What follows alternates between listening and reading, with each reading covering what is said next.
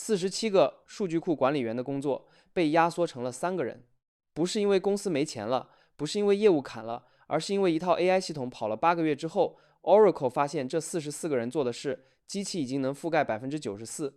这不是科幻电影里的桥段，这是2026年3月正在发生的事。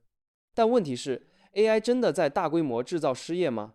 今天我们不聊恐慌，也不聊鸡汤，我们看数据、看案例、看结构，搞清楚一件事：AI 到底在怎样改变企业裁员的逻辑。2026年第一季度刚走完，全球科技行业裁员已经超过45000人，其中美国超过3万人。如果按照这个速度推算到年底，2026年全年科技裁员可能达到将近27万人，比2025年还多。但这里面有一个数字特别值得注意，在这45000多例裁员里，只有大约9200例，也就是1/5，被企业明确归因于 AI 和自动化。也就是说，剩下4/5的裁员，公司自己都没说跟 AI 有关。那问题就来了，AI 到底是裁员的真正原因，还是企业最好用的一个理由？我们先看最具体的一个案例 Oracle。3月中旬传出消息，Oracle 可能裁员高达45000人，远超此前公开确认的2-3万人。如果属实，这将是近年来最大的单一科技公司裁员事件之一。但真正值得关注的不是数字，而是方式。Oracle 在过去8个月里一直在内部试点一套 AI 代理系统，专门用来接管数据库管理系统维护、性能优化、备份验证这些日常工作。结果是什么？在奥斯汀，47个数据库管理员的团队被压缩到只剩3个高级架构师来监督 AI 流程。内部数据显示 ，AI 系统可以自动处理94%的数据库问题。不只是运维 ，Oracle 的解决方案，工程师团队那些帮企业客户做定制化部署的专家也在被裁。原来需要6周的实施流程，现在被 AI 压缩到大约6个小时。有一位内部人士说，他亲眼看到一个12人的企业方案团队，负责给财富500强做系统实施的，几乎在一瞬间被通知你们的岗位取消了。Oracle 给出了相当慷慨的补偿，最高18个月薪资，但被裁员工说，这种补偿本身就是一种暗示。公司自己也知道，类似岗位可能正在整个行业消失。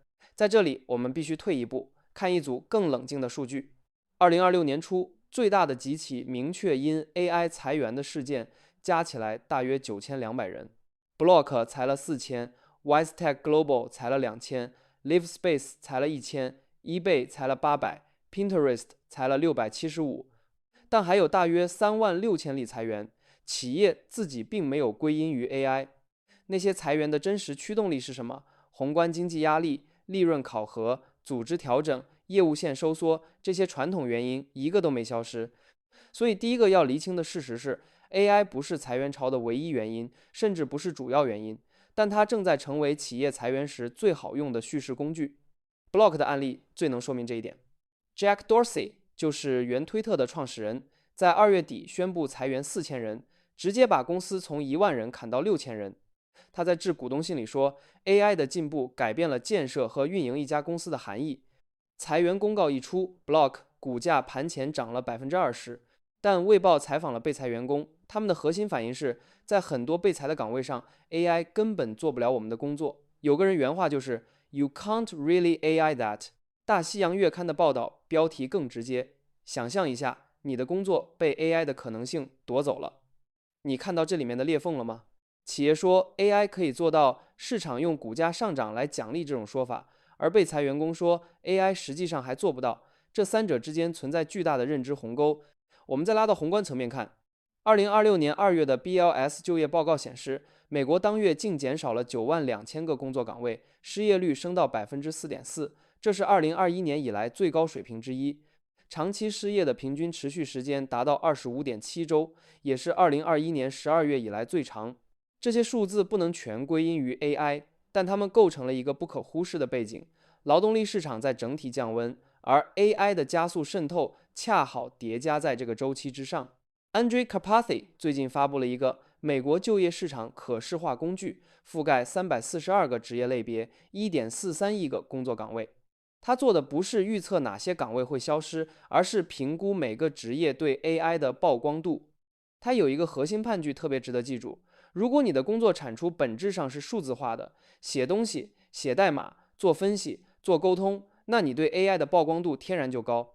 他给的评分锚点很清楚：盖屋顶的工人0到1分，护士、警察大概4到5分，教师和会计6到7分，软件开发者和设计师8到9分，数据录入员10分。但 Carpasi 自己加了一个极其重要的警告：高曝光度不等于高失业率。软件开发者的曝光度评分是9分，因为 AI 正在深刻改变他们的工作方式。但对软件的需求可能反而会随着每个开发者变得更高效而增长。这句话是对 AI 导致失业这个简单叙事最好的修正。被 AI 重塑和被 AI 替代不是一回事。把 Oracle、Block、统计数据、BLS 报告和 Carpathy 的框架放在一起看，我认为2026年第一季度真正在发生的是4件事。第一， AI 不是裁员的唯一原因，但它正在成为企业裁员最有力的理由。Dorsey 说 AI 改变了一切，股价涨20%。Oracle 说 AI 能做94%的工作，遣散给18个月。这些叙事在资本市场上非常有效。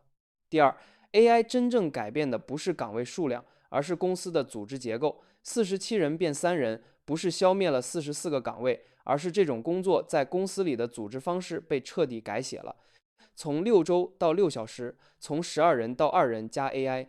第三，最先被冲击的是标准化数字劳动，不是体力劳动者，不是顶尖创造者，而是工作产出完全数字化、流程可标准化的那一层。第四，在宏观层面 ，AI 还远未制造大规模失业，4.4%的失业率在上升，但还没有崩塌，80%的裁员，企业自己都没归因于 AI。真正的风险不在今天，在于接下来12到24个月。当这些试点变成标准做法的时候，如果你的工作产出主要是数字化的，你应该清醒地认识到一件事：你的岗位不一定会消失，但你的岗位在公司里需要的人数正在被重新定义。这不是恐慌的理由，但这是必须正视的现实。最有效的应对不是学 AI 这种空泛口号，而是3件具体的事：从完成任务的人升级为定义问题的人，理解你所在行业里哪些流程正在被 AI 压缩，确保你在做的事不是那种47个人干的活可以被3个人替代的那一类。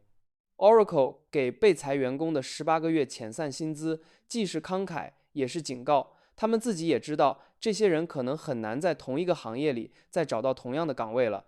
如果你觉得今天这期内容对你有价值，点个赞，订阅一下。这类深度分析我会持续做下去。我们下期见。